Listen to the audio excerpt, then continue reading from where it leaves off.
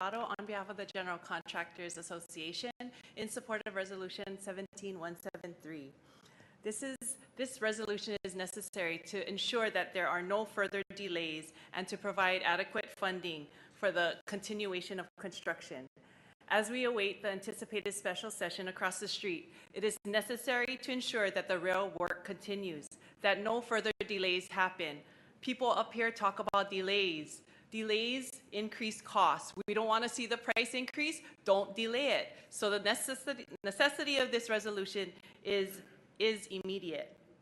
The FTA is watching Honolulu, and I wholeheartedly believe that they want to see us succeed. Why would they want any state or county that has made such a big commitment?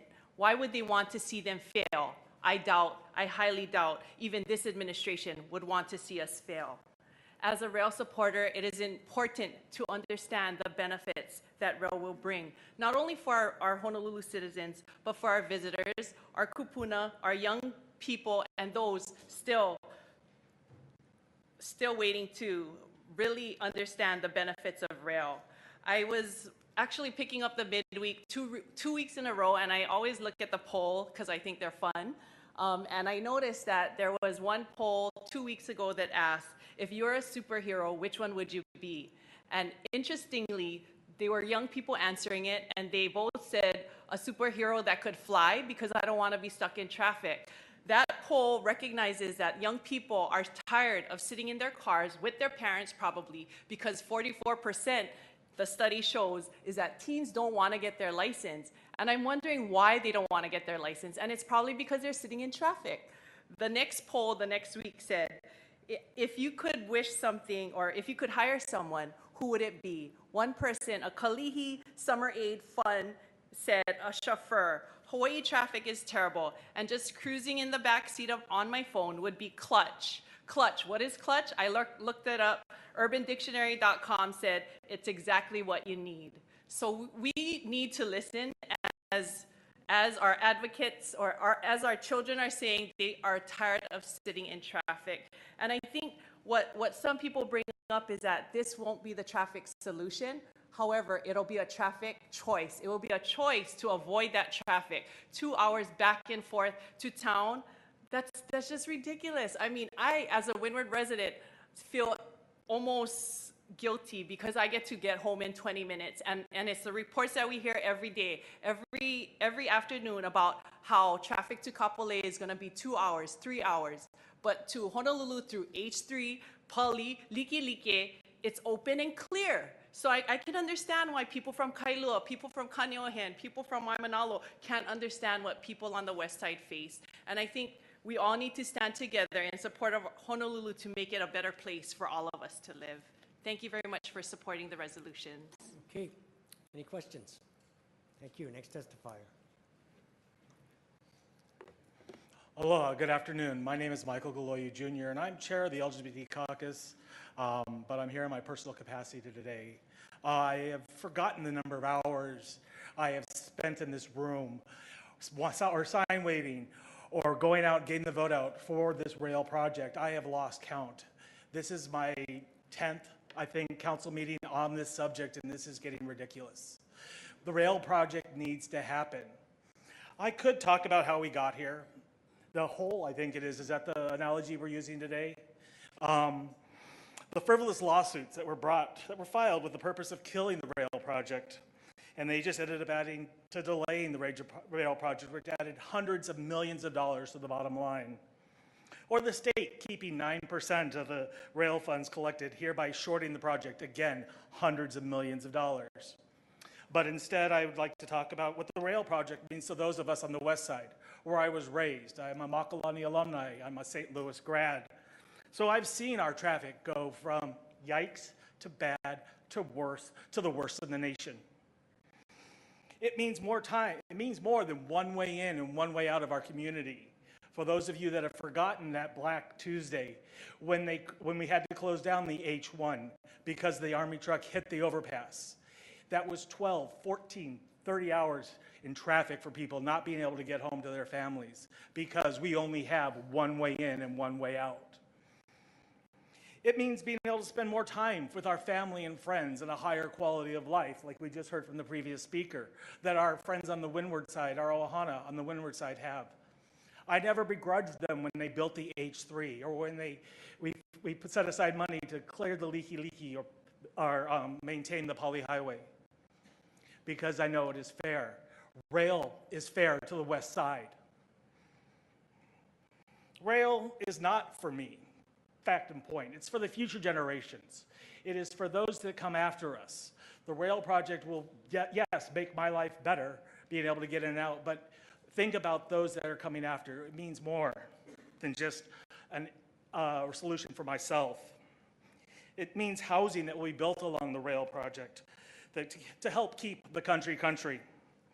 It is for the entire state that will benefit from the taxes that will be brought in from the TOD, again, along the rail line. The economic impact that will be felt for generations, for the economic growth, for those that will have chances to open up their own businesses that they would not have without this rail project along the rail line. So, in closing, I would like you to keep in mind that the Grassroots Institute is funded in part by ALEC, one of the pet projects of the Koch brothers, who have declared war against the middle class and the poor. So I ask you to please vote yes on both resolutions. Thank you. Questions? Okay, thank you. Next testifier. Hello, my name is Blue Ho'ohuli and I am from West Oahu. I attend Honolulu School where I am in 7th grade. We see the rail every day when we get on the H1 and I have watched it being built since I was in elementary school. I speak to my friends and we are excited for rail to be finished. Not every kid has parents who will take them to town when they want. And the bus is good too, but the bus sits in traffic like all the cars. The rail will be faster. Many of the people who don't want rail must not sit in the traffic on H1 during the week. Maybe they are retired or maybe they live in town so they don't understand how bad traffic is for us on the west side. Some of them say they won't be alive to ride it by the time it is finished. I hope they finish it soon so we can all ride it. Thank you. Okay, questions? Next testifier.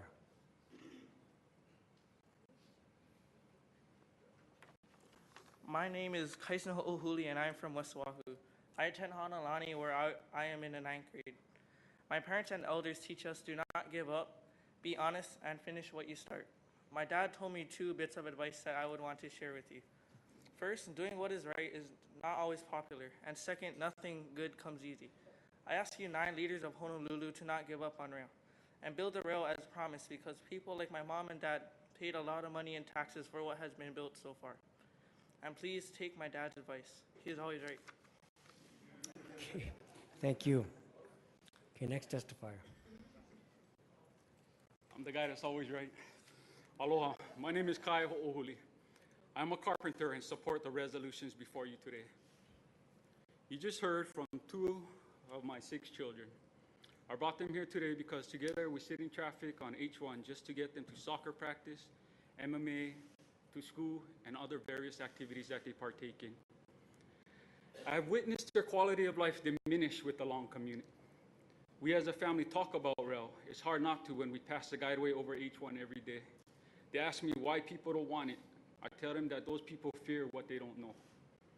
In closing, we have many construction workers in the hot sun as we speak building rail, and I ask you show them your support by passing these resolutions today. I also want to thank my brothers and sisters who have come out to this meeting today to show their support.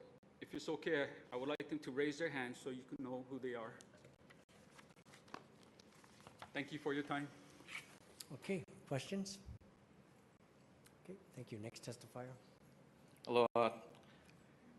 My name is Peter Lee from Hawaii Lesset. We're part of the Laborers Union and unionized contractors.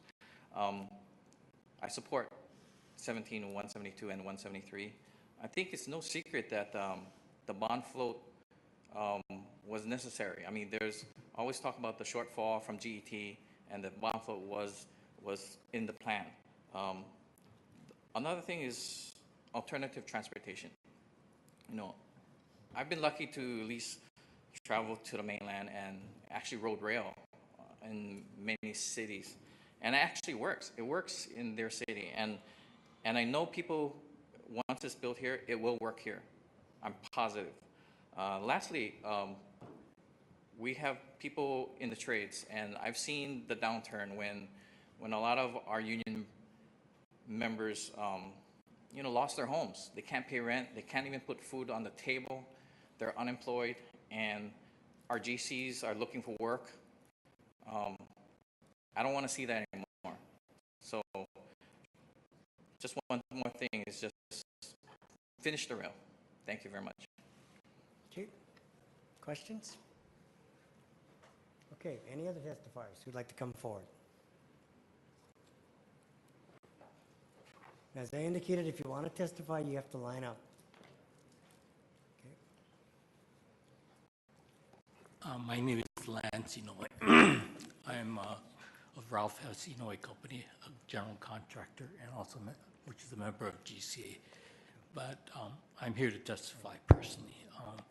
I was not planning to come up here, but I hear so much negatives about Hart and you folks not managing. I think there were a lot of positives shown of why rail is good.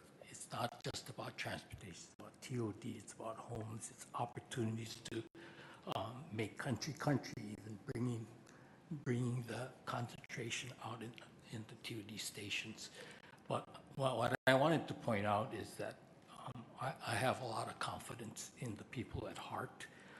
They're being blamed for the cost overruns. I think most of you on the council know the real details of why it increased in cost, and I'm not here to reiterate that, but I just wanted to thank you for what you folks do, and you folks are getting blamed too.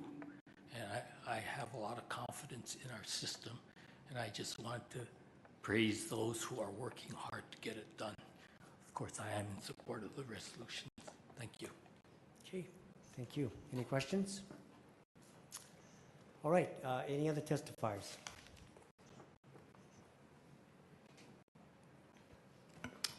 We should really get better ratings than the Korean drama. I mean, they're so intense.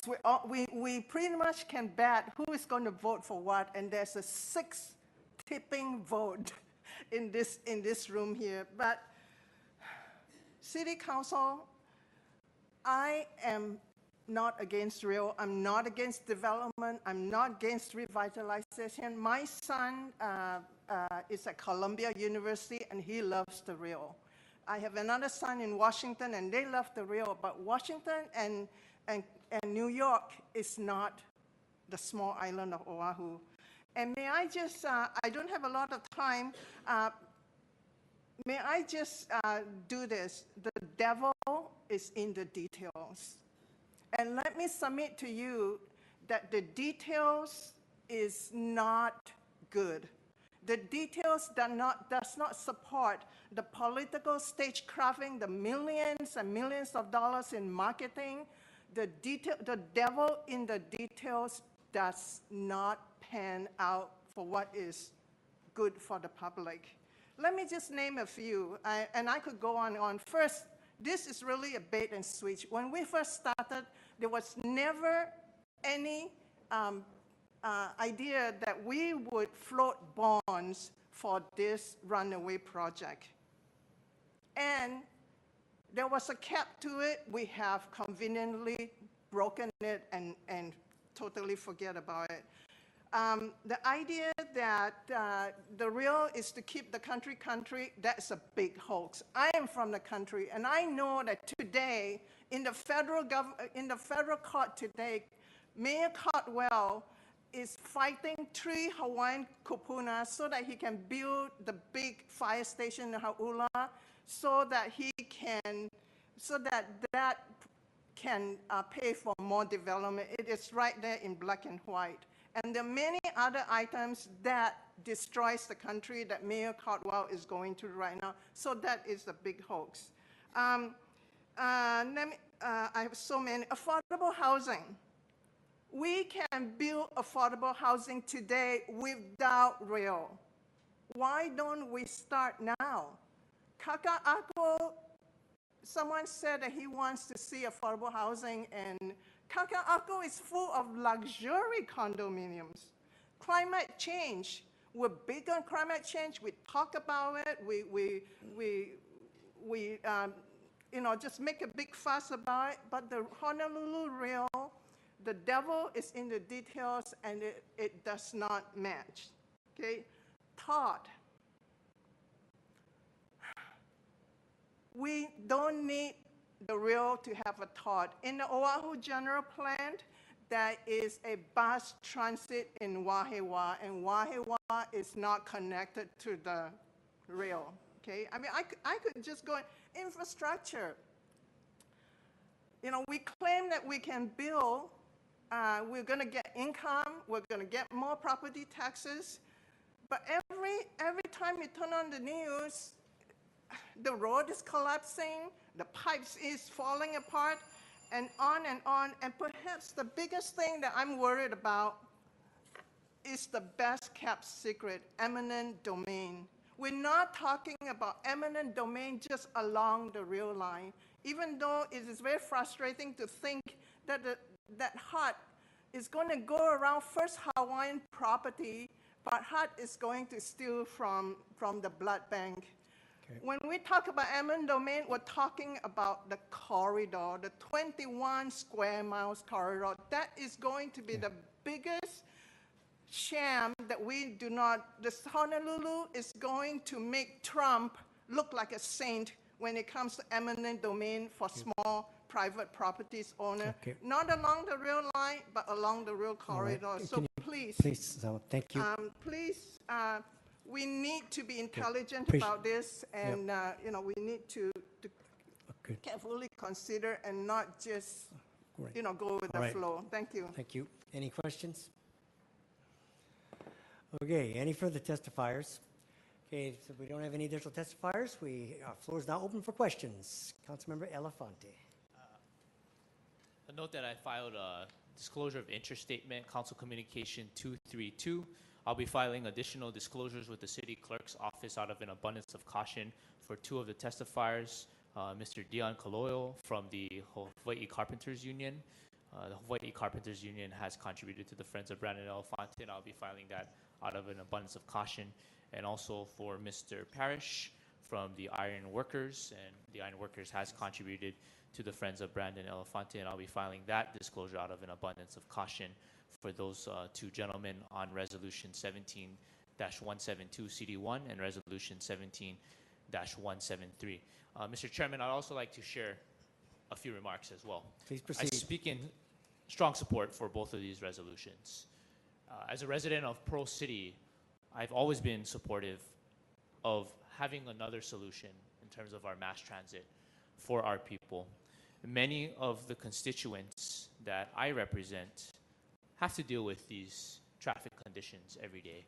And right now, before us, there's no other option than rail. The important part is that we have to move forward, and part of these resolutions and the financing was always in our financial plan. And that is a critical element on what we have agreed to. And we need to stay committed to this and move forward to ensure that we get rail done and built to Ala Moana, with also future extensions to other areas like West Kapolei, Manoa, Waikiki, and other areas, and different spurs. We have to start with the spine, and this is where we are at now. Given the fact that Honolulu has been the highest construction market in the nation, and with the lawsuits and delays that we've faced, those things are in the past. To take action is now. And I just want to put this into the frame set of those that are watching and those that are here, and really take this to heart. For those that do not live on the areas that are impacted by rail, whether they may be living on the west side, in Kapolei, in Pearl City, or in Aiea, I challenge those folks that don't live in those areas to take a walk in our life. Drive every day for a week. See how you feel during those peak hours or rush traffic. Many of these constituents I represent spend hours in these conditions, and there's no other way around it. And the only way forward is to ensure that we complete this project, approve these resolutions today, so that for the future of Honolulu can be really a great city in an effort that we do provide a safe system that's reliable, and a safe system that moves people. Thank you, Mr. Chair. Okay, thank you. Any other comments?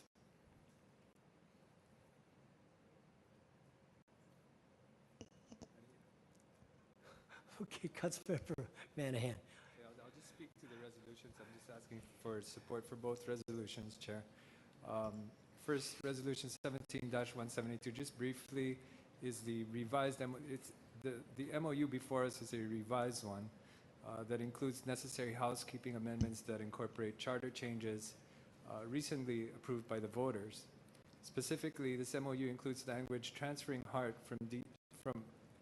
from HART to DTS, the operations and maintenance responsibilities of the rail project. More importantly, the revised MOU maintains timely bond repayments are made by HART to the city. HART is required to pay the city on a monthly basis, so there are sufficient funds on hand to make bond interest payments every 6 months and or bond principal payments at the end of each year. And I just wanted to add that we cannot float or issue any more bonds than we can pay back, and that's what the MOU basically guarantees. By ordinance in 2016, the City Council approved an extension of the county surcharge for 5 years through 2027, which is the funding source to be used to pay off these general obligation bonds that we're going to be issuing. And finally, HART must deposit the funds into a project reserve account, which provides further protection for the city, and it ensures that the bonds will be repaid by HART.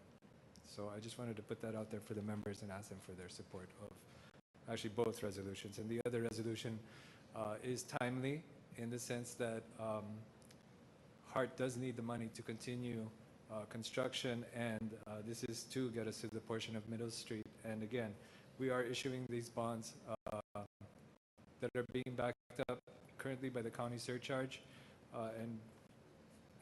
Again, I just wanted to ask the support of the members to be able to support these two resolutions, because if not, it really, what it does is it will halt construction. And finally, I just wanted to say something about the minimum operating segment, and it's really important to me, not just as a council member of the district, but who represents Middle Street, where we need to get the rail beyond to Ala Moana. But the minimum operating segment, okay, what that means to me, when I was growing up in California, I took the train, the Caltrain, for about 4 years to my high school every day. For me, let's just say of that ride was my minimum operating segment, right? To get from Menlo Park to College Park was about 10 stops. And I would remember that if I stopped anywhere just short of College Park, if I stopped on the station before, it would take me at least maybe 30 to 45 minutes to walk it, or maybe 20 minutes to catch a bus. And then I remember on Fridays getting out early, the train wouldn't come until 2 o'clock, but if we caught the bus at 12 o'clock, I could get home by 2:30 or so. So basically what that means to me, or what that meant to me those 4 years, was it was a half-hour commute from my station to my school station when I rode the train. And it was a 2.5-hour bus ride because I didn't have a car growing when I was in high school. It was a 2.5-hour bus ride if I didn't take the train. And I would say that having lived and taken the train for those all 4 years, that my quality of life was greatly improved on the days when I could ride rail. And it only took me 30 minutes because I could get home, I could do other stuff, I could play sports, I could hang out with my friends. And those are the opportunities I want to be able to provide, not just for my district, but for the island and also for the state. And so for those reasons, I am supporting these two resolutions. Thank you, Chair. Thank you. Any other comments? Yes, Chair Emeritus. Thank you, Chair. I know everybody wants to have the last word. That's why nobody's raising their hand. But to move this along, I know because I've sat in your position. I know how the protocol works. I'm going to speak as to my particular vote on this issue. I've been consistent from the very beginning. I'm going to continue to vote no on both of these measures. But I need to offer an explanation as to why. I've always supported rail. I believe rail is the right thing to do. But for me, the issue before us here today as a council member of District 2 is much bigger than rail. I appreciate the union representatives and leaders who have come forward and offered testimony on this particular matter. I can understand that their testimony primarily supports the membership for which they represent. I'm in the same position as them, a very similar position. I also have a membership that I'm responsible to represent. That's the constituents of my district. Yeah, I see some signs in the audience about finishing rail. And I appreciate that particular statement. But for me, representing 40% of the land mass on Oahu, the largest council district by far, of the 9 council districts, I also have a responsibility to ensure that there's an equitable distribution of resources for my constituency that, as you well know, Chair, will not be served by the rail project, indirectly or directly.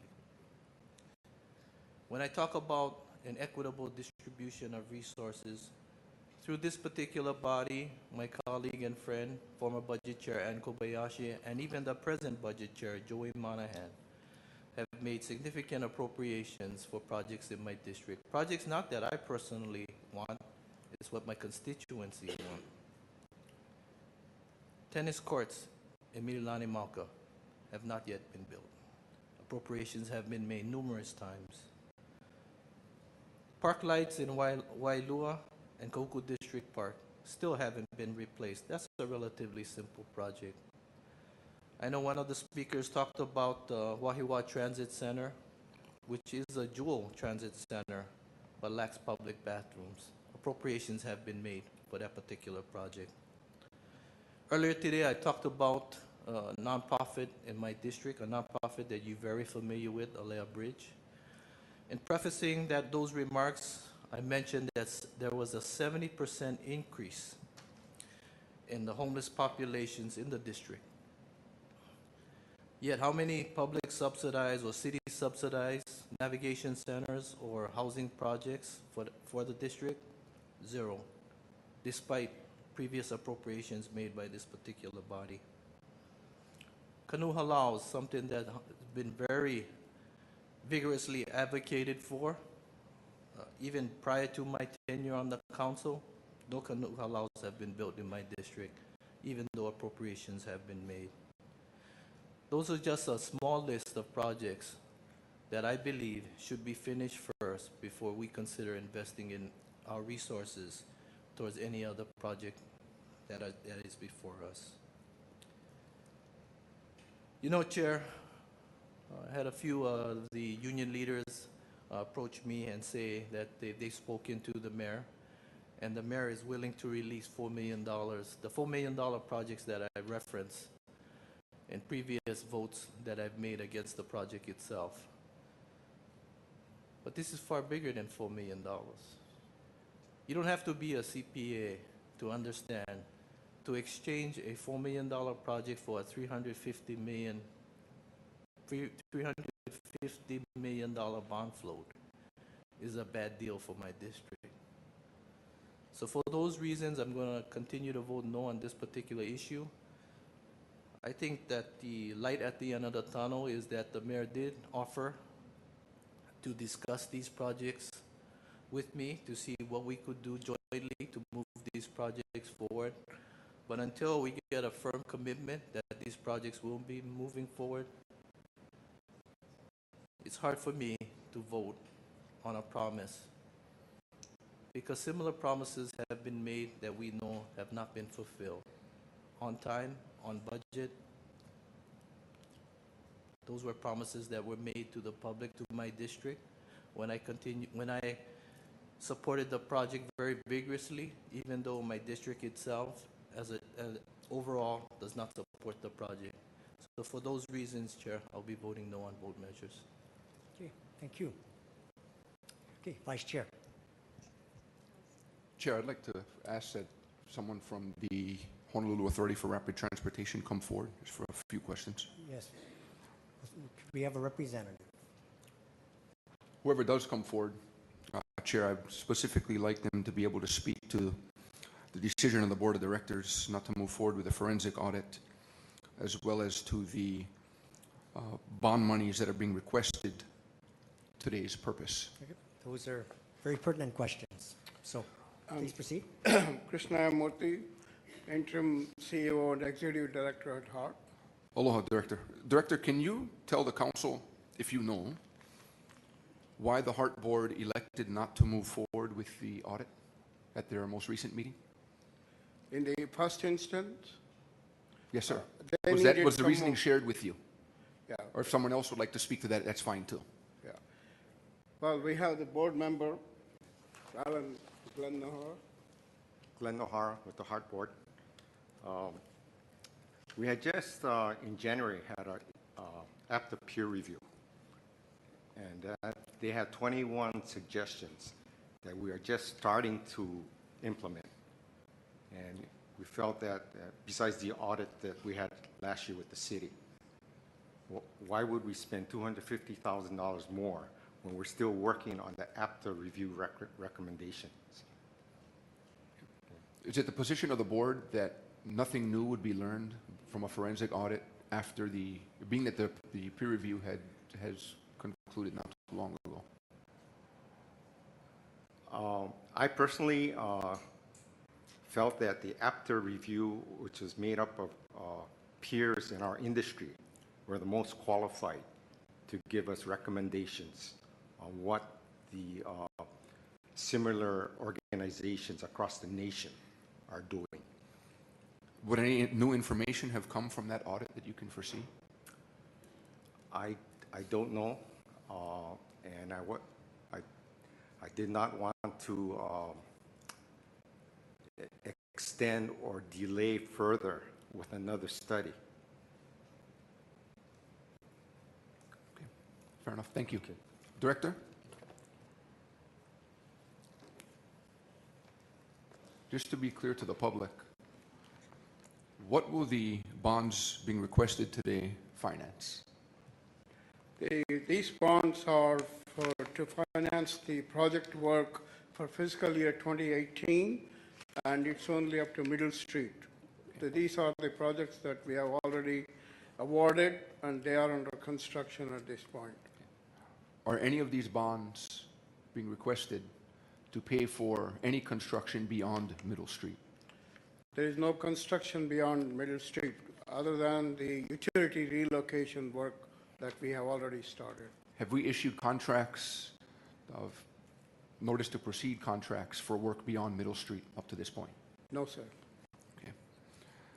That said, some months back, it was shared with this body that the cost to be found in non-compliance of the full funding grant agreement to be $2 billion. What is that cost now? Cost of, What would be today's cost to be found in breach of the full funding grant agreement if we were to stop the project? I'm still trying to understand the full question. What would be the cost today if we were to stop the project? When I asked this question a few months back, yes, 6 months, 8 months ago, yeah, the council was told $2 billion. What's the cost now? okay, the cost now would be in the range of almost $3 billion or so, because it includes repayment to the FTA, whatever they have given us to date, and then probably we have to clean up all the construction that we have already built in and dispose of the materials according to the environmental conditions that we have agreed to. So the cost would be in the range of around $3 billion just to stop and move away from the project. Okay. In addition to the claims that we may have from the developers who may have invested money hoping that the rail will come in and they will have the benefit of this development. So we may have additional legal lawsuits, which is hard to quantify what that number would be. And we can't be certain of those lawsuits either, can we? Pardon? We can't be certain that no, those lawsuits will take us either, can we? We don't know how many of them are out there who are speculating on this and what will be their claims. Thank you, Director. Thank you. Thank you very much, Chair. I did have some follow-up. Go ahead. Director, so I just want clarification that the bond authorization that the council is being asked to approve would cover contracts to perform work that have already been signed and executed by the city, correct? Correct. Okay, not new contracts, but existing contracts. That's correct. Okay, so what's approximately the total value of the outstanding contracts that have already been executed, for which the city would be liable for paying? I think I'll ask Robert, our CFO, to answer the question. Is it like 1.7 billion?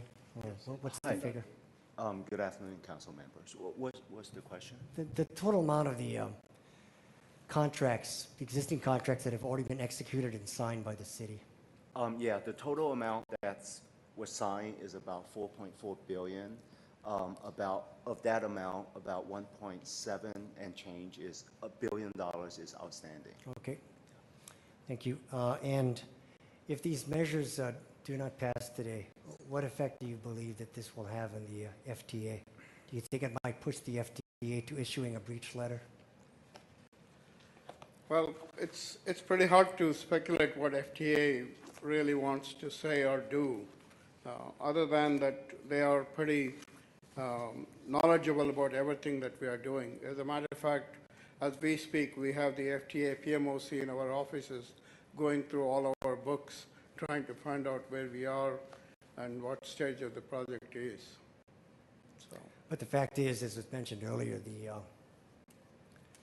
bond financing was anticipated to be a part of the financial plan.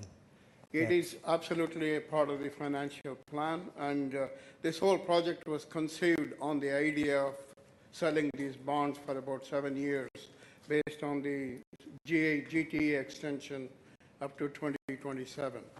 And so there's an expectation on the part of the FTA that at least a part or significant portion of the project for us to complete it would be based on bond financing, correct? Absolutely.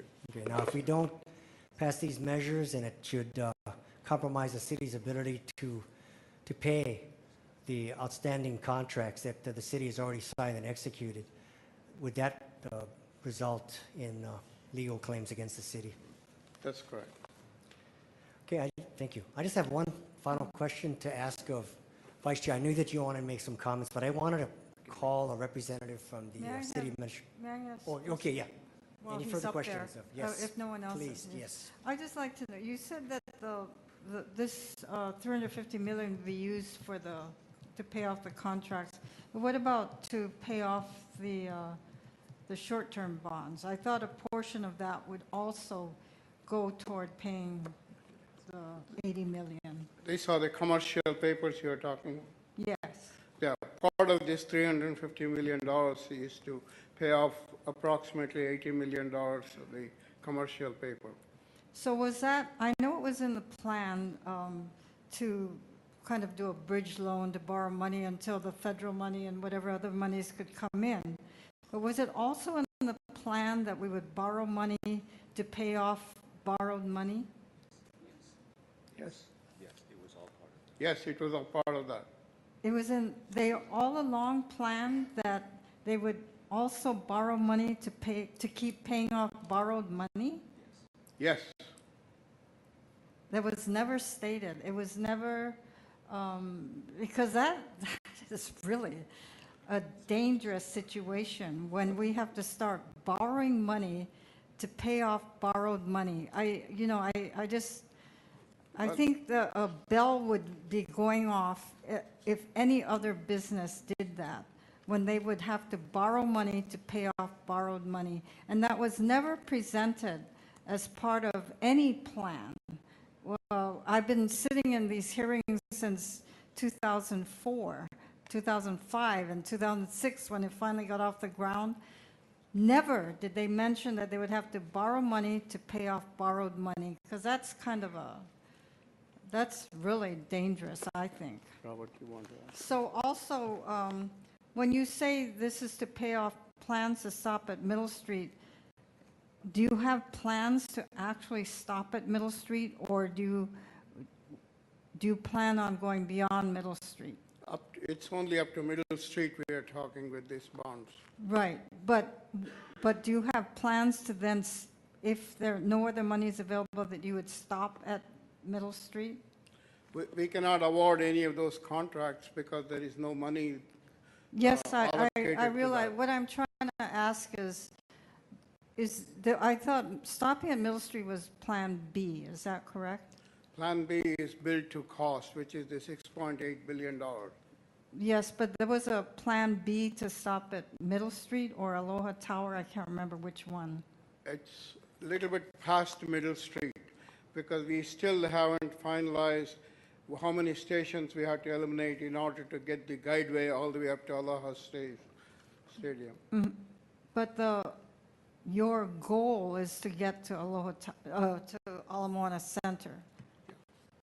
Our goal is always been to build to the FFGA commitment, which is to Ala Moana Center. So no matter what, you will not be stopping at Middle Street. Well, we have to only work with the funding that is available to us. Right at this point, the funding sources we have says that we can go up to Middle Street, and that's where our focus is. So that's the reason for the extension of the GET Right. and all other sources of. So when you get that up to Middle Street, would you consider then stopping at Middle Street and then reassessing other technologies to get to Ala Moana Center? Or are you like, whatever, you'll get to Ala Moana Center, no matter how much it costs? We cannot arbitrarily stop at Middle Street without a plan how you take the That's what I'm asking. patrons from Middle Street all the way up to Ala Moana. So it could be a bus transfer, if the city can work with us on that. Take the people that come off of the Middle Street station, and will there be a transit center there to make a smooth transfer safely from rail to buses? That's one of the options we have to look at. But if you want to go to different technologies, then we have to do a new environmental impact statement, which will probably trigger all the issues that we have been hearing about, environmental issues, lawsuits, all of those we have to go through. But you are considering that? We are considering all the options based on how the funding situation comes in. But our focus, as you rightfully said, is to go all the way up to Ala Moana. That's kind of, yeah. But I just, it's like, are you going on Kapiolani or Kona? We just can't get these straight answers. And that's what the difficulty is, I believe. If I wish I had all the money that I needed to build it to Ala Moana, then I can give you a straight answer. So right now I have to play with whatever funds that are allowable to us. Yeah, that wasn't said before. It was always said that you would get to Ala Moana Center. The mayor has said that. When he said it may stop at Middle Street, I think there was a lot of pushback, and so he said, yes, it will get to Ala Moana. And now, you know, there's this wavering of maybe not. So, and yet, you know, we're talking about Kapiolani and Kona. They're still wavering there, and you so. We are not wavering from the commitment. Project, there'd be these plans that, you know, you focus on and you reach benchmarks and you get it done. But with this huge project, and that's why we're so over budget, is that there is no plan. There is no financial plan. There is no, maybe we'll stop at Middle Street. Maybe we won't. Maybe we'll get to Ala Moana. Maybe we won't. I mean, you know, it's really hard on the public, and it's very hard for developments that will be coming up on Kapiolani. They'll have to disclose to their buyers that the rail may be coming down here, and do you still want to buy? So we need, you know, I wish on a project this large that there be better planning, better management, and that you would present the answers truthfully and not worry about the effect on whatever vote. But you know, it's been really difficult, to say the least. Thank you, Chair. Okay, thank you. Chair, if I may, we are not wavering from the commitment to build all the way to Ala Moana, but it's always prudent on our part to plan to what the financing that's available to the project. We cannot be chaotic in our awarding contracts all the way to Ala Moana when we don't have the funds allocated to the project.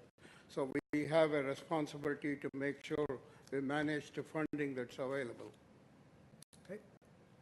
Any other questions of the director? Yes, Councilmember Ozawa. Thank you. Has there been discussions with the FTA recently about any of the other options from Middle Street on?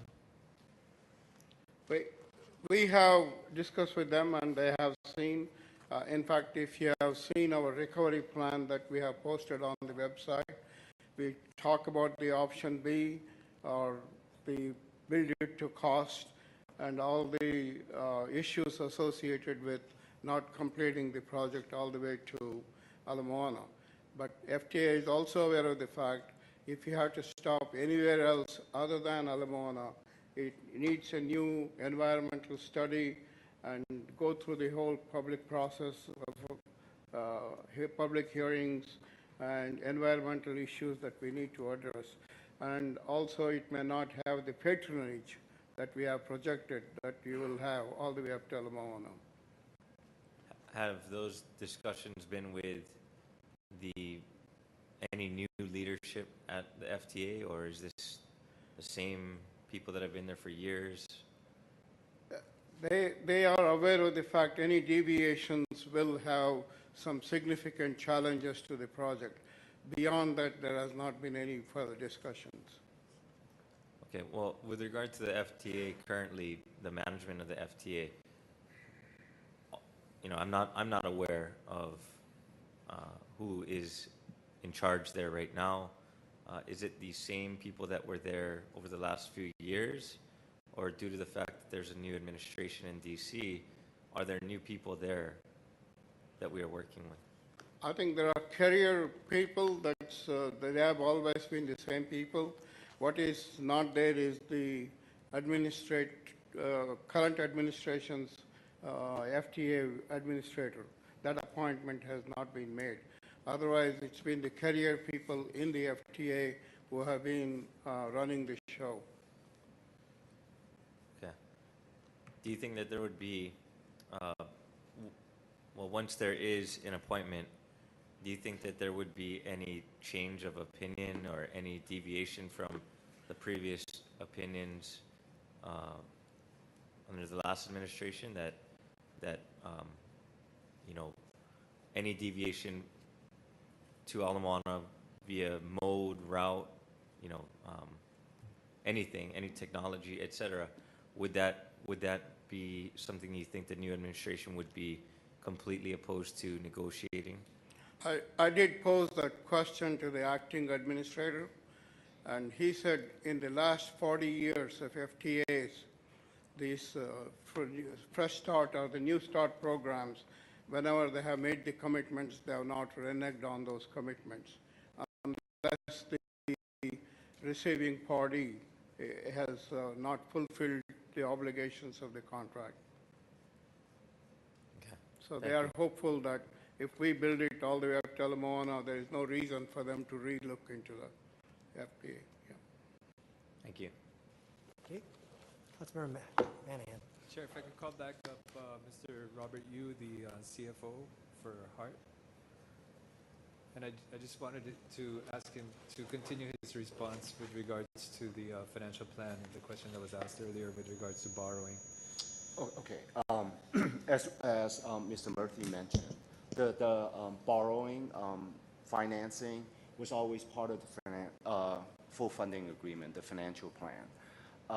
In 2012, in the full funding agreement, the total general obligation bond financing is $2.4 billion, and $700 million is in commercial paper. So the commercial paper and general obligation bonds they were always part of the financial plan. The advantage of commercial paper is that they're short-term in nature, and they carry a much lower interest rate, and they're a lot more flexible than the entire process of going out to sell general obligation bonds. The interest advantage, for example, we just went out to draw down on $20 million of commercial paper. We're going to pay it back when the general excise tax comes in at the end of this month, and the interest rate is 0.85%. So, you know, it's really a strategy that was used in the 2012 full funding agreement that that general obligation bond and commercial paper are used. Okay. I just want to call Director Koyanagi, just for one quick question, and I'll defer to you, Vice Chair, because I know you had some comments, but just one additional point that hasn't been discussed that I think need to be clarified. Good afternoon, Chair, Council members. Nelson Koyanagi, Director, Budget and Fiscal Services. Yeah, so it's my understanding is that if these resolutions should pass, that the city plans to go out together on the bond financing for rail and for other city projects to package it all together. However, if these measures were not to pass, and if the city needed to go out separately for two separate bond issuances, could that have or translate into a negative financial impact to the city? It would definitely cost more if we had to go out separately for the city as well as for the for HART. For example, all legal fees would basically double, and all of the other types of fees that are associated, some of them would be incurred again because of a new issue. Okay. Thank you. Any other questions for the director? Yes, Chair Emeritus. Just a point of clarification. In response to the chairman's question, if in fact these particular measures would not move forward, I think his line of questioning is that there'd be additional costs for the city to do two separate bond floats as opposed to consolidating into one. But if these measures don't pass today, then how would you go forward with a second bond float anyway? Well, we would not unless you folks passed the measure to be able to do that. But I guess the question was if, you know, if it were going out later, you know, if it was delayed for whatever reason. And if it were and we had to go out separately, then it will cost, you know, additional cost to the city. See, but that really is of concern, because if there is an opportunity for the city to do a separate bond float if these measures don't pass today, then why are we even reviewing these particular matters here and now? Well, I think if this doesn't pass today, then we have to step back and think whether we want to, depending what the situation is, if it's deferred today, we may step back and look at whether we want to issue bonds for the city at this time, and you know, postpone the bond issuance.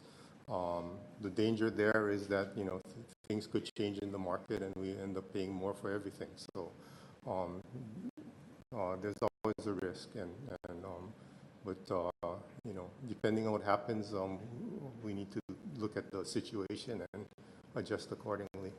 I understand those risks, but I think, you know, what I would like clarification on, and perhaps maybe it's not you, Nelson, that should respond to this particular question, but if the council wasn't to approve these particular measures here today, is there another avenue within this particular fiscal year for HART to move forward and float bonds?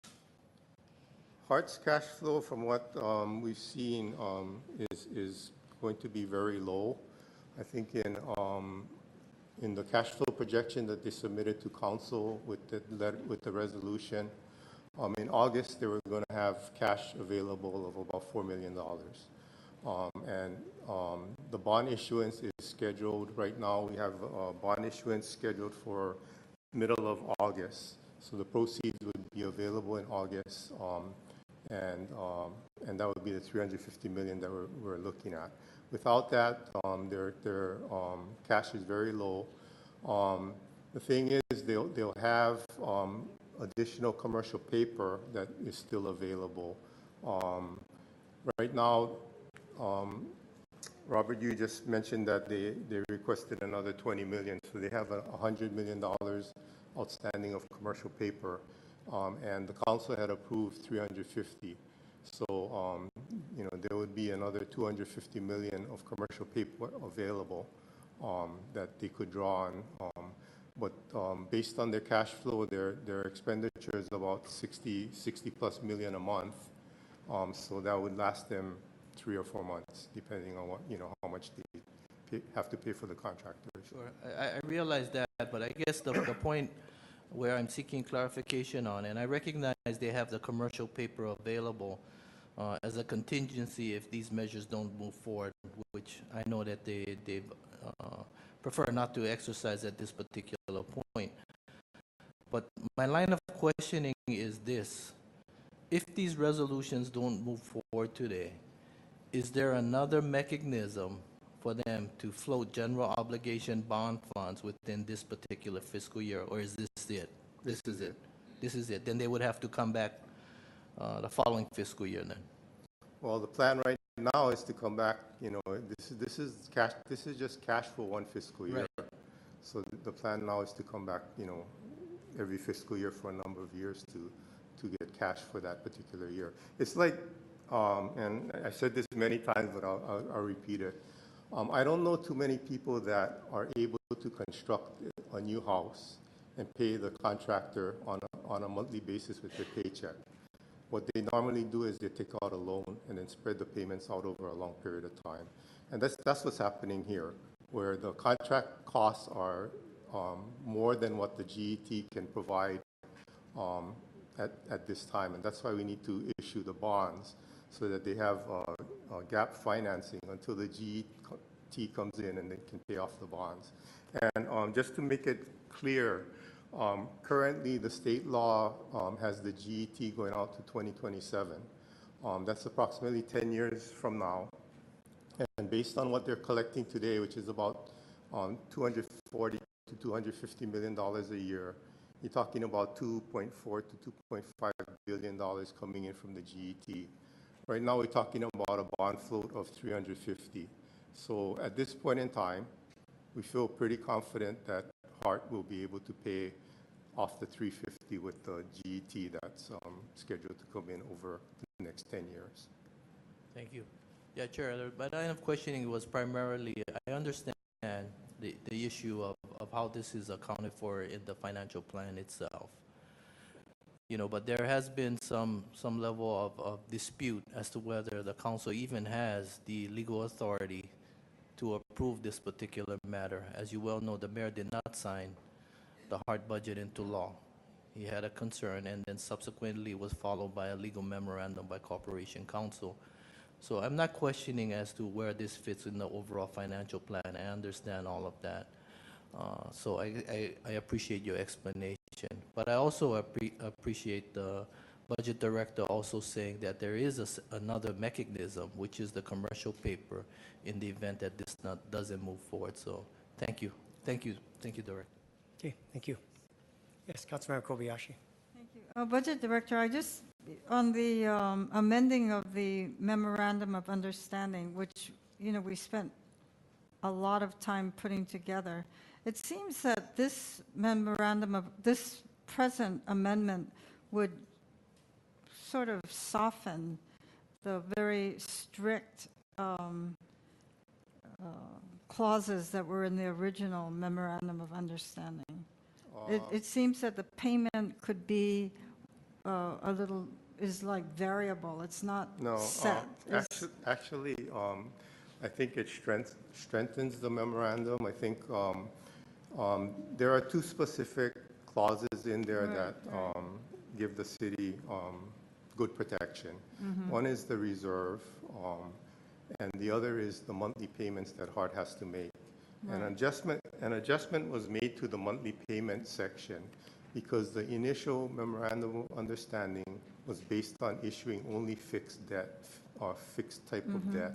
So as Robert, you had mentioned earlier, fixed debt is paid, interest is paid twice a year, every 6 months, and principal is paid once a year, every 12 months. And so the original MOU had it structured that way.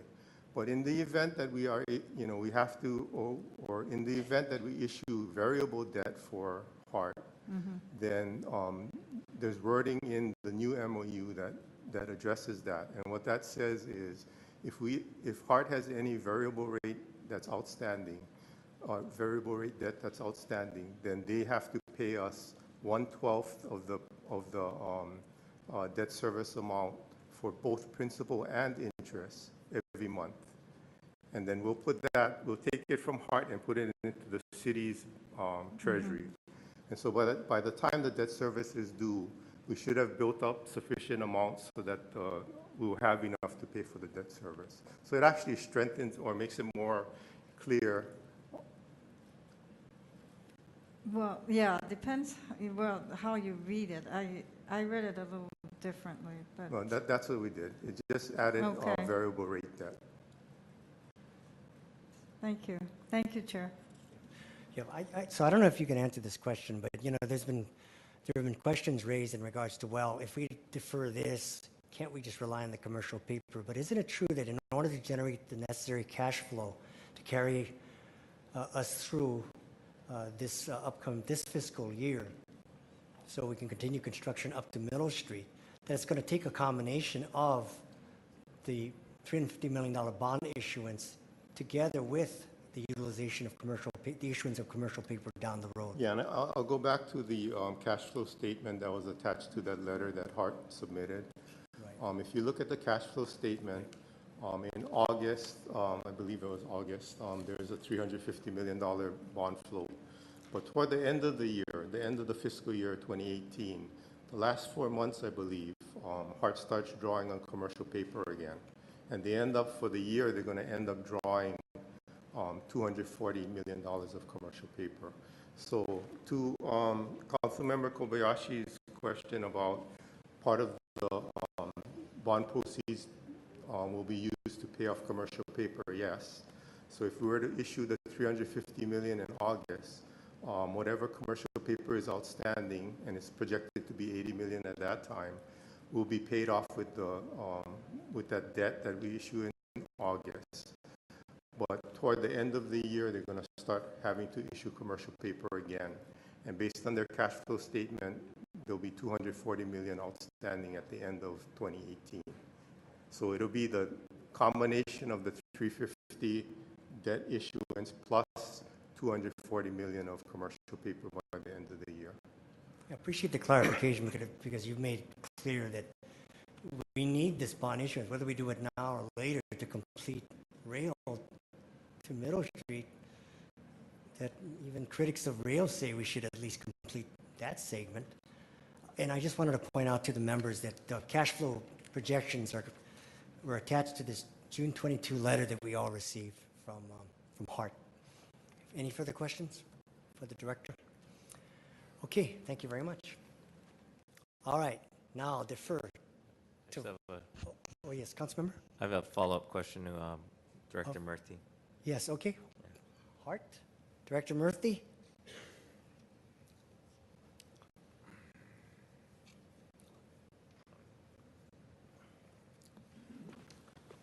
Thank you. Just for the record, how much have we received from the FTA to date? From the FTA?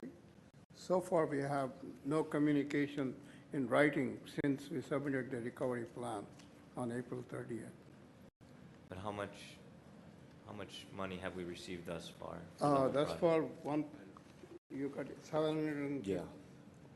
We were awarded a total of $806 million. We have $11 million outstanding.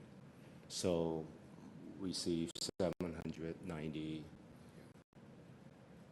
million, $94 million, $95 million. Now, when you're awarded from the FTA, it's based on a drawdown, correct?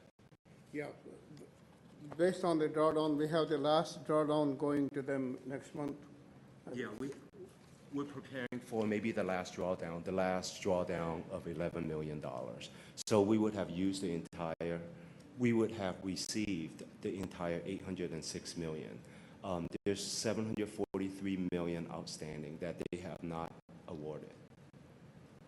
So when you talk about the drawdown, HART submits expenses, projected expenses or current expenses? No, actual expenses. Actual expenses. Actual expenses, yeah.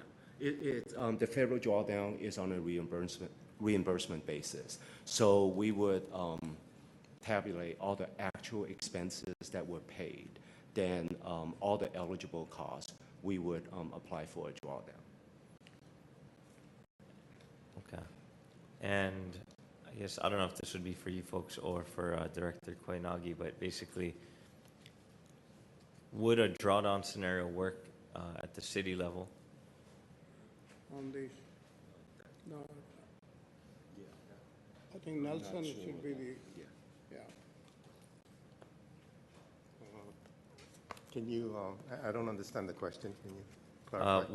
Would the city be able to handle a drawdown scenario in which actual expenditures were incurred and then they sought reimbursement from we do the that. city? We do that all the time for our federal grants.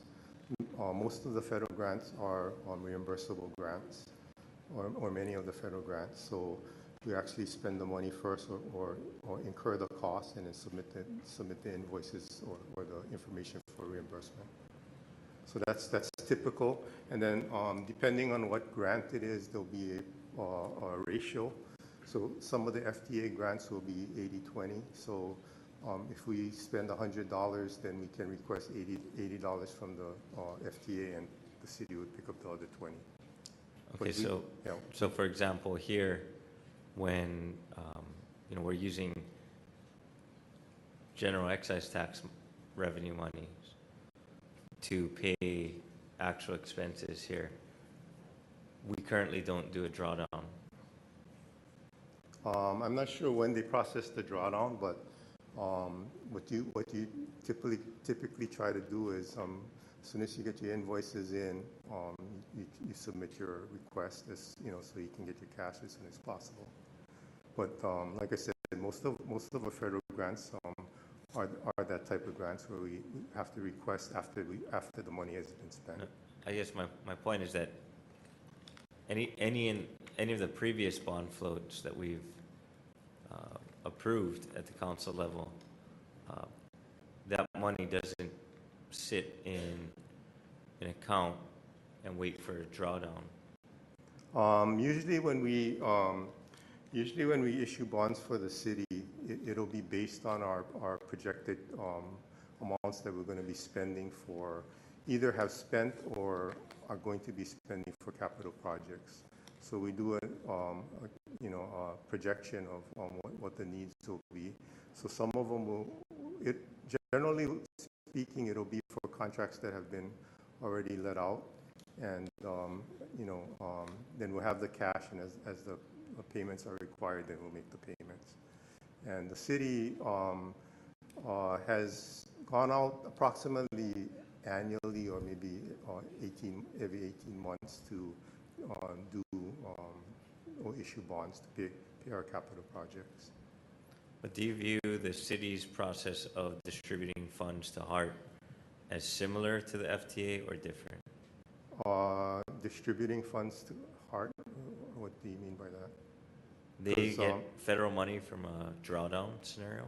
Yeah, I mean, no, it doesn't. Do you view it as similar or different? Yes, it's similar to any federal grant. HART does it on their own, so they incur the cost and then they make a request to the FTA and then they get paid. No, I'm talking about the bond money that the city, or that we receive from general excise tax, not from the FFGA money. Well, the bond money will be, when you do a bond issuance, it'll be proceeds from the bond issuance. So, for example, if we were to go out in August for this $350 million for HART, at that time, they'll get $350 million less any expenses of the bond issuance, and that will be cash that is available to them. And then they'll bank that cash and use it for a period of time. Like I said, they're burning, or their projections show about $60 million a month of expenses. So as those contract expenses come due, then they'll take the $350 million cash and pay the contracts on a regular basis. Would your office have the capacity to act as a drawdown similar to the FTA, in which actual expenses were submitted to your office, and then at that point they could draw upon any bond float money? I need to think about that. I don't think it's I don't think it would be in accordance with the charter, for one thing. So we really need to take a look at that. Okay. Thank you. Okay, any other questions? Okay, thank you. Vice Chair.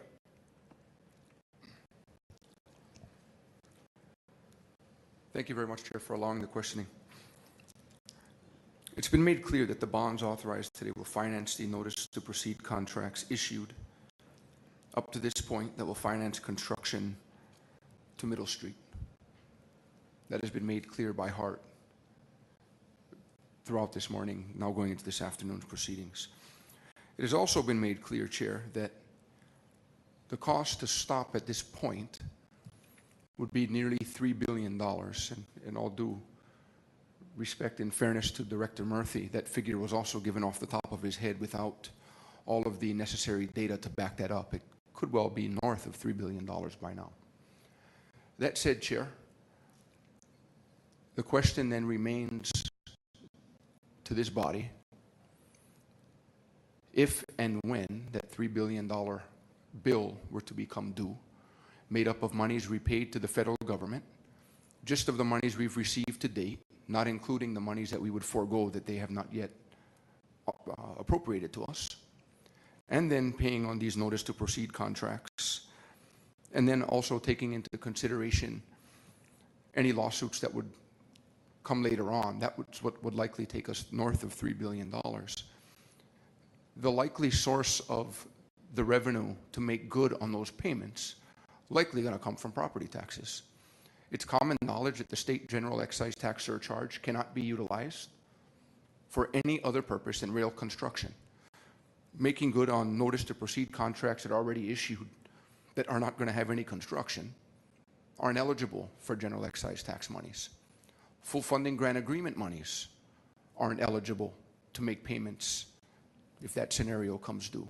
I'm not prepared, Chair, to touch property taxes to that extent and leave the city with nothing in return, if that's what that comes to.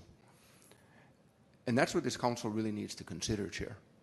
I do continue to call on the state legislature when they do come back into special session to take a look at the general excise tax extension as the fairest way to continue to finance rail construction.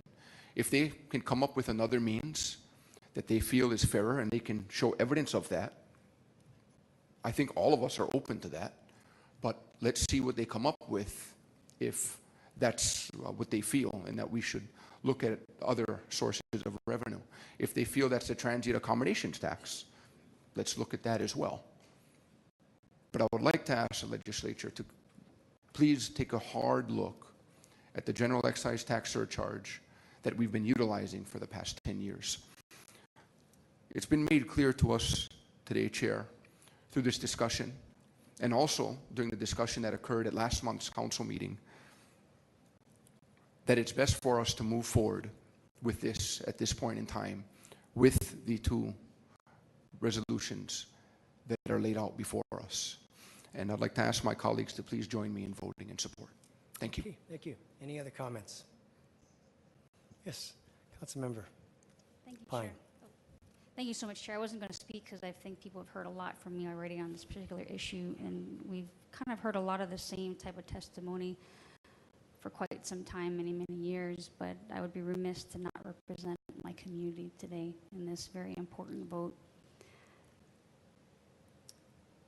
I just want to tell you what my community is like, and I really respect the opponents because I know that they're just clearly here because that's their perspective and that's their world. And what's so great about America is that we can have different perspectives and disagree and debate respectfully and then decide on what's the right thing to do for the whole island. So I started a job fair as part of my initiatives in my community. It seems like a little thing, but what we discovered is that we have a lot of new jobs coming out on the Leeward Coast, but for some reason, those jobs weren't being connected with a Leeward resident. So we get all these employers together, over 75 this year, and over 2,000 people come every year, sometimes 3,000. And these are people that already have jobs in town. And so that's why our fairs are very popular, is because people are just dreaming of that dream, like many of the opponents have, to drive 5 to 10 minutes or even 20 minutes to go to their job. Because that's not their life right now. This last year, a mother came up to me from Waianae, and she said she wanted to meet me just to thank me. And I said, well, congratulations. I hope you get a job today. And I said, well, why are you really here today if you're happy with your other job? And she said, because I promised my 10-year-old daughter that this is the year I'm going to allow her to play AYSO. Because she doesn't have someone that can take care of her daughter while she's stuck in traffic for 4 to 5 hours a day. So her daughter is trekked all the way with her to town, to a school that her friends don't go to a lifestyle that with people that has a different perspective than her Waianae roots. And that has been her life as a kid for 10 years. And so her mom was willing to take a huge pay cut, anything she said, because I said it, when you're 10, I'm going to let you play AYSO. I couldn't believe when I first ran for this position, I'm a EVA girl, and I was going to hopefully represent and do now the whole Leeward Coast that includes Waianae. So close to Kapolei and right at Honolulu is where you sign wave in the mornings. And so I called my good friend, Senator Shimabukuro. I said, hey, so in Waianae, what time do you sign wave in the morning? And she said, oh, about 3:30, 4 o'clock. And I said, no, I'm not talking about the afternoon. I'm talking about the morning. And she said, Kim, 3:30, 4 o'clock, a.m. That's what time people leave, because their greatest fear is to lose their job. They lose their job. They lose their family. They lose their home. They lose everything. And my eyes opened. I couldn't believe that people were suffering like that. And I hear these stories of people taking 20 minutes to get to town. I mean, I can't believe that. That's a wonderful life. And I think the biggest heartbreak for me is when I got there, and I was already late. There was already thousands of people passing me by. I could barely make it there at 4. The saddest thing was seeing all the little heads of little kids at the top of their heads and the little hand waving to me, and it's dead dark. That is their life.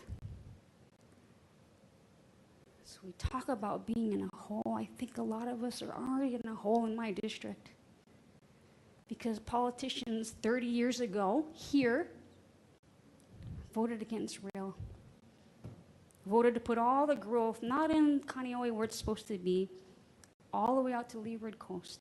And someone talked about that today. Someone talked about how glorious it was that we defeated rail, and I think about those little babies that are suffering because we didn't do it then.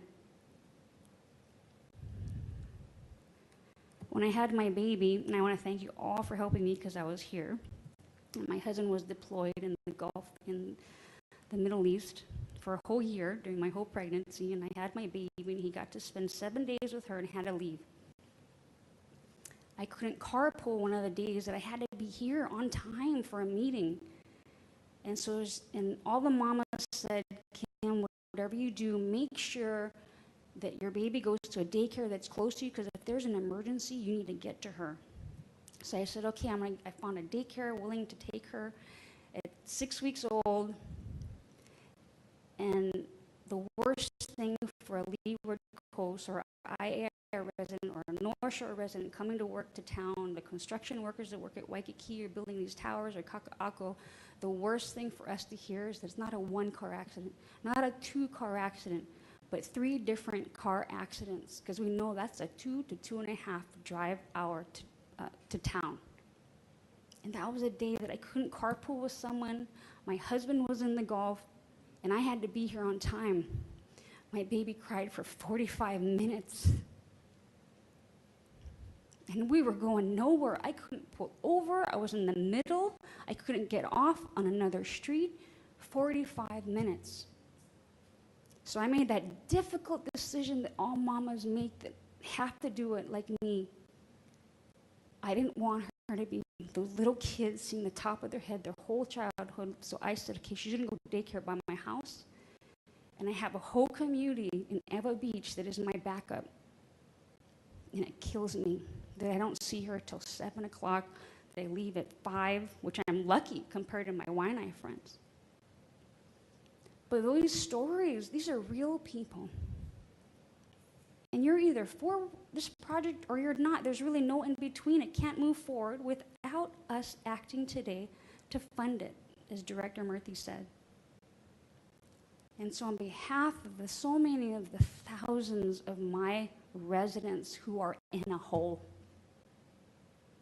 and to redeem what this council did to them and their families so many years ago with all those broken promises that we're going to bring the transportation to you when you bring the homes out to their side. On their behalf, I vote in favor of these bonds today.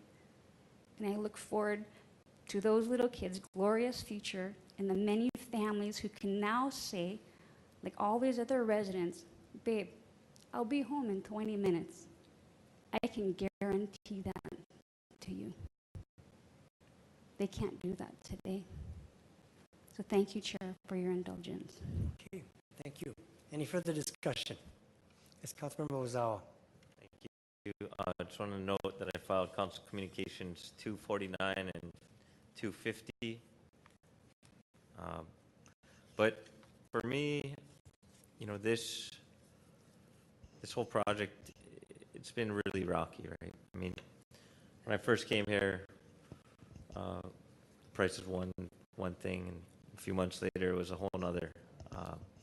And that's things that we were told directly from the HART director at the time, as well as the HART board chair. And so it's frustrated me, you know, it's definitely been frustrating. But for me today, I think it's that, you know, some of the people have asked, just stop the rail now, stop it where it is, then let's come to the table and have discussions. For me, fiscally speaking, today's vote is about obligations that we owe on contracts we've already signed for construction in Middle Street. If we want to have discussions about negotiating routes, methods, modes, new oversight, more restrictions on funding, drawdowns potentially from the city with more of a stronger grip on the money, we can't have that from a position of default. It's very difficult, number one. Number two, it is costly in litigation. And so I think that in order for us to have fruitful discussions about improving the project and being very realistic about what we are talking about specifically today, and not about how we feel about the project on a whole, we have to be involved in the issue before us today. And I think I just want to make it very clear that that is what the issue is about today. It's not a rubber stamp towards Ala Moana. It's not a rubber stamp to heavy construction downtown, etc. All of that is dependent on several other factors outside of this body, such as the FTA, as well as the legislature. If we don't have the money, I am absolutely in no way going to sit here and say above all costs will we get that rail to Ala Moana. There are other ways to do things in this city, and I'm open to all of those options. But today we're looking at a bond float to continue on construction for obligations and contracts that we've already set forth and signed on the line to go towards Middle Street. Again, I'm not happy with the way that things have been going, or am satisfied with, what we hear out in the community about, oh, it's just going to go to Ala Moana no matter what cost. I can say that for myself, that's absolutely untrue. There will be a cost cap, number one, set by the legislature, and number two, by this body, whether or not we agree on using other methods other than general excise tax that the city has control over. And for me, I've stated very clearly, I will never support property taxes for construction of rail. That's it. I'm open to all other ideas based on cost. And at this time, I think Middle Street makes a lot of sense for us to have a discussion heading in that direction. Have signed contracts. It's a hub. It's a place where we can continue to buy time to discuss the future from there. And we have to see what the ledge does, and the new administration in Washington, D.C. So I think today, for me, it's a sensible solution that is based on fiscal responsibility for my district. Hopefully one day we do have these hot lanes that go directly from Kahala to the airport, or Kahala to Waikiki. It'd be a nice thing. I'm open to other options. But right now I'm thinking about what is before me on this desk right here. And so today I'm going to be voting yes in support of that. And appreciate the time. Thanks. Okay, thank you. Any other further comments? Okay, I just wanted to say that I will be voting in support of these resos, and I'd like my colleagues to be able to join me for the reasons that have already been discussed and articulated. I'm not going to go into them in detail in the interest of time, and we do have a lot of additional measures to cover. But I just wanted to also say that I acknowledge and recognize the fact that, the rail issue is one that is very difficult, challenging, and complex. And so, therefore, I really do respect the differing viewpoints on this issue. And in that regard, I really do appreciate the extensive discussion that we've had regarding the pros and cons of the rail issue that we've had today with respect to these particular resolutions. So unless there's any further discussion, I'd like to be able to take the vote. Okay, any final comments? Okay, let's take the vote, starting with Committee Report 265 and Resolution 17-172 CD1. Any further discussion? Objections? Okay, noting 3 objections. Mr. Clerk? Okay, any reservations? Okay, noting no reservations, Committee Report 265 and Resolution 17-172 CD1 have been adopted.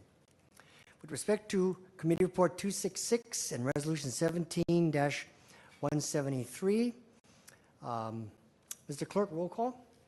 Councilmember Anderson. Aye. Councilmember Elefante. Aye.